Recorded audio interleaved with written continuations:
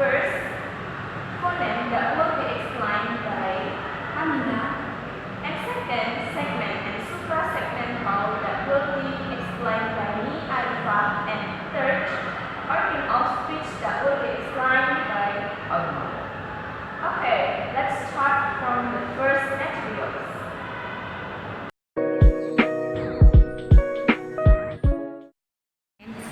Are language specific.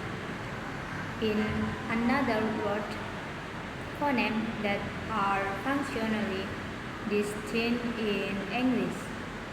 For example, b and p might not be so in another language. Phonemes are customarily written between slashes. Thus, b and p. Different languages have different phonemes. Phonemes are based on spoken language and might be recorded with special symbols, such as those of the International Phonetic Alphabet. In transcription, linguistics conventionally place symbols for phoneme between slash mark p. The term phonemes is usually restricted to vowel and consonant, but some languages extend its application to cover phonologically relevant differences of pitch, stress, and rhythm. Nowadays, the phoneme often has a less central place in phonological theory than it used to have, especially in American linguistics. Many linguists regard the phoneme as a set of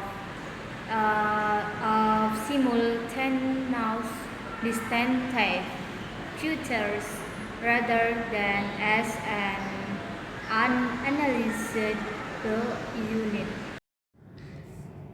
In linguistics, a phoneme is the small sound unit in a language that is capable of conveying a distinct meaning, such as the s of sing and the r of ring. There are 44 sounds of phoneme in English, despite there being just 26 letters in the English language. There are approximately 44 unique sounds, also known as phonemes.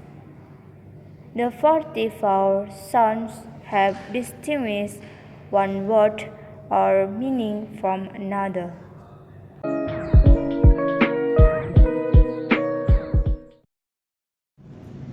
In spoken language, segment will typically be grouped into consonant and vowels, but the term can be applied to any minimal unit of linear sequence meaningful to be given a field of analysis, such as mora or syllable prosodic phonology, a morpheme in morphology, or a creme in sign language analysis. Segments are called discrete because they are at least at some analytical level separate and individual temporally ordered. Segments are generally not completely discrete in speech projection or perception, however.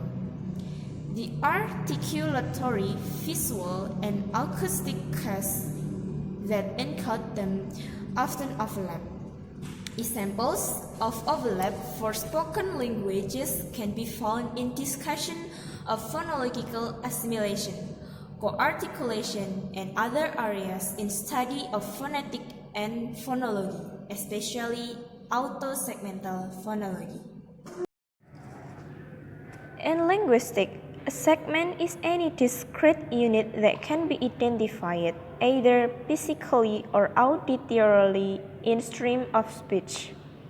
The term is most used in phonetic and phonology to refer to the smallest elements in a language, and this usage can be synonymous with the term phone.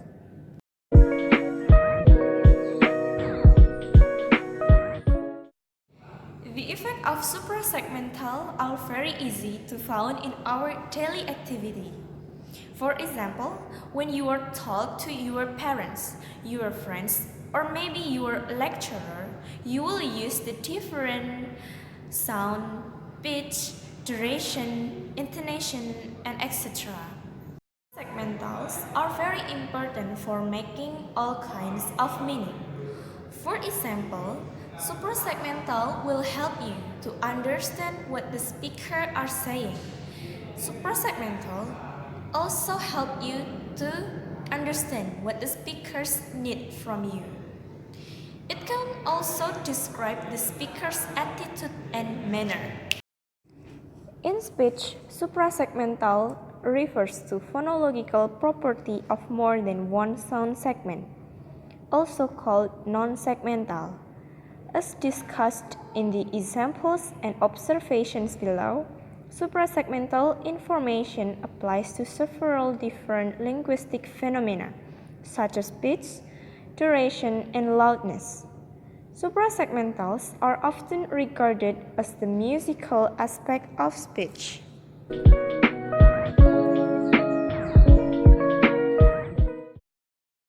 The origins of speech. In learning a foreign language as a specialty, it is necessary to know in detail the structure and function of the speech apparatus. The origins of speech are as follows. First, the nasal cavity. Second, the mouth cavity. Third, the pharyngeal cavity or the pharynx. Fourth, the tongue. The blade of the tongue with the tip. The front of the tongue, the back of the tongue, and the root of the tongue. Fifth, the root of the mouth. The alveoli or the teeth ridge, the hard palate, the soft palate, and the uvula. Sixth, the teeth, the upper teeth and the lower teeth. 7. The lips, the upper lip and the lower lip. 8. The larynx. 9. The vocal cord. 10. The windpipe. 11. The lower jaw. The movable speech organs are called active. They are as follows: the tongue, the soft palate with the uvula, the lips, the lower jaw, and the vocal cords. The passive organs of speech are the teeth, the alveoli, the hard palate. Definition of organs of speech. Organs of speech or articulator are part of the study of articulatory phonetics. Articulator or speech organ are those organs of our body which help us to produce speech sound. Interesting characteristic of this articulator is that though they are helping to produce speech sound, their primary job is to do something else for our body than articulate speech sound. Different linguists define speech organs in different ways.